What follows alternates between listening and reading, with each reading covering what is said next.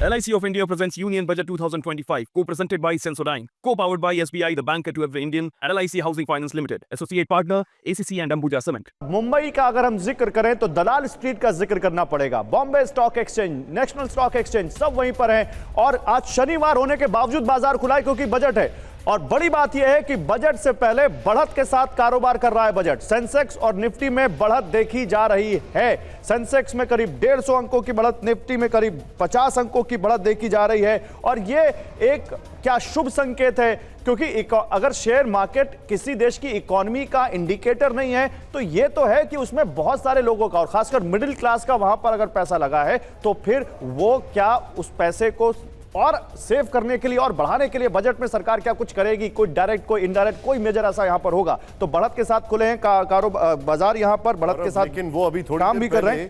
थोड़ी देर पहले वहां से मुंबई से वो जिक्र कर रहे थे जीएसटी का। हाँ।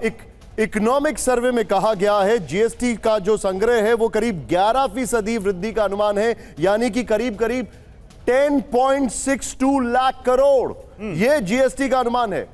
पहले आपको ग्राफिक्स गौरव, बिल्कुल मैं आपको बीच में टोक रहा हूं, लेकिन शेयर बाजार की क्योंकि बात हो रही थी तो शेयर बाजार भी राहत की आस लगा रहा है। पिछले 2-3 महीने बड़े खराब गए। अब वहां पर कैसे राहत दे सकती हैं वित्त मंत्री, ये समझिए। वहां पर राहत देने के लिए उनके पास 2-3 चीजें हैं। एक तो जो सिक्योरिटी ट्रांजैक्शन टैक्स है जिसको F&O पे पिछले साल बढ़ाया गया था, उसको लेकर क्या कुछ करेंगी। और जो डिलीवरी रिलेटेड जो वहां पर कारोबार है उस पर 0.1% का जो STT है उसको लेकर क्या कुछ कर सकती हैं। इसके अलावा कैपिटल गेन टैक्स भी लिया जाता है। शॉर्ट टर्म में कैपिटल गेन यानी 1 साल से कम अवधि पर 20% है। पिछले साल जो लॉन्ग टर्म था उसको घटा के 12.5% किया गया था। इसके अलावा साल भर में 5,000 से ज्यादा जो डिविडेंड मिलता है उस पर 10% TDS भी कटता है। लेकिन बाजार की मांग है कि short term capital gain tax में भले बदलाव ना हो लेकिन long term capital gain tax free किया जाए।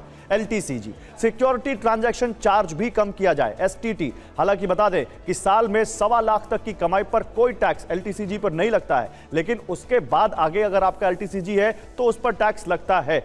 अब जल्दी से इस पर एक छोटा सा हम यहां पर बजट का असर शेयर बाजार पर भी दिखाई देता है। 2 आंकड़े आपको हम दिखाते हैं। 23 जुलाई 2024 को जब पूर्ण बजट पेश किया गया, इस दौरान सेंसेक्स 80,429 पर बंद हुआ, जबकि 31 जनवरी 2025 को बजट से ठीक पहले सेंसेक्स 77,500 पर बंद हुआ, यानी 3 से 4% की गिरावट वहां देखी गई। प्रोफेसर अरुण कुमार, जाने-माने इकोनॉमिस्ट, इस वक्त हमारे साथ ज्वाइन कर रहे हैं। सर, आपका बहुत स्वागत है TV9 भारतवर्ष पर।